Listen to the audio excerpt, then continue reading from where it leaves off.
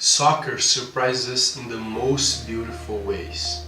A few weeks ago, Liverpool performed one of the most incredible UCL comebacks ever. It was definitely a magical moment for the Reds. It was a game full of emotion, hard work, persistence, and hope. But did you think about what made possible for Liverpool to score 4 goals in 90 minutes against Barcelona? Just like any other soccer game, there are many things involved.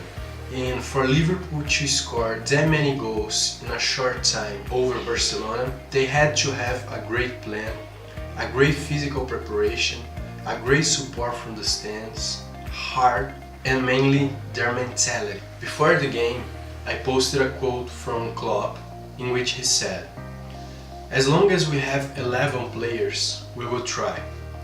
If we can do it, wonderful.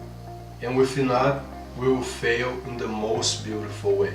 When I posted that quote, I asked my followers if they thought that was a winner or a loser mentality. In my opinion, that's a winner mentality. By saying that and behaving like that, he's taking the pressure out of the result and putting more importance and focus in their performance, in the player's performance. That shows a little bit how Klopp is as a coach and how he thinks, how he approaches to the game and what he gives value to. He was not obsessed with the result. He was focusing on instructing his players so they could perform better. Liverpool mentality was translated into the pitch. They performed with a high level of effort, obedience, persistence, and creativity. A mix of things that could only give them a good result. As Klopp said, if they didn't make it, they will fail in the most beautiful way. By behaving like that and playing with creativity, effort, hard work, and obedience, didn't mean they will win the game, but they will perform better than they did the week before. On the other side, Barcelona was not looking so confident. The team that had just scored 3 goals against Liverpool in the past week was looking scared, nervous, and lacking confidence. But how things changed so much in just 1 week? How did the team that lost 3-0 became so confident and believed so much they could achieve it, and the team that had won 3-0 was looking so scared? Well, one of the reasons that explain this change in behavior and mentality is Klopp's behavior. He instructed his players, he protected them, and he instructed them in the most effective way. There were 3 main points that allowed Liverpool to perform better with so much confidence, creativity, and engagement in the game. The first one is that they focusing on playing instead of focusing on how many goals they had to score. The second thing was that Klopp, their coach, highly trusted each of his players.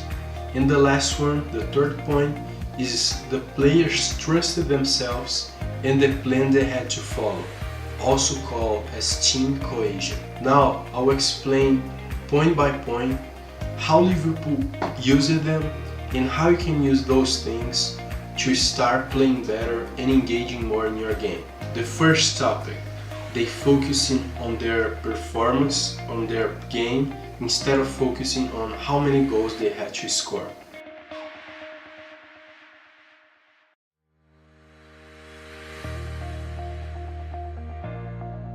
In order to advance to the Champions League final, Liverpool had to win for more than 3 goals against Barcelona.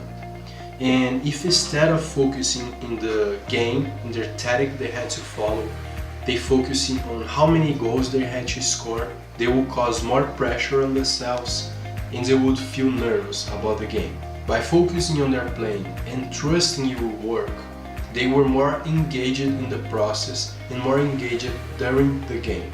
When you face a big goal that you might think you're not going to achieve, you are telling your mind to not put as much effort on it as you could.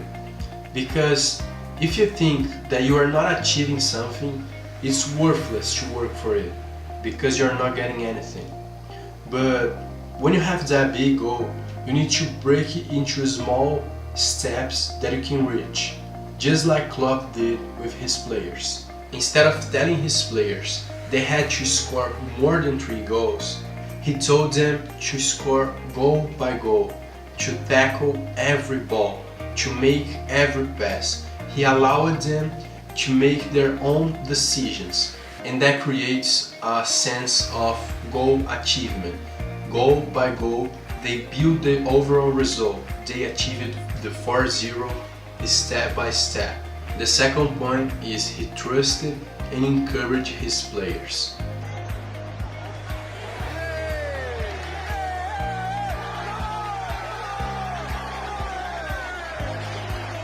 Klopp is well known for behaving like a dad for most of his players. He gives them confidence, he encourages them, and protects them from the overall critics. That is important not only because his players feel more confident, but because the players gain more confidence from their coach. A player will only perform at his best when he trusts his ability and when his coach and teammates also believe in him. It is not possible to make your own decisions when you have to think all the time about what people will tell you or how they will criticize you if you make a mistake. Of course, a player should be confident to the degree he doesn't care about his coach or his players, but everyone gets affected by their environment. So if your coach and your teammates believes in you, you are getting much more confident than you are now. But you should not be limited by this. If your coach or teammates does not trust you, continue to work and focus on yourself. Another thing that Klopp's behavior helps is to set a good environment in the team. By giving his players the freedom to choose what they want to do with the ball and how to make decisions, every single player feels like part of the team and they start putting the team's goal ahead of their own goal, and that creates a great environment for everyone to play. The third and last point is that each player trusted themselves and they also trusted the plan they had to follow, and that could also be called as team cohesion.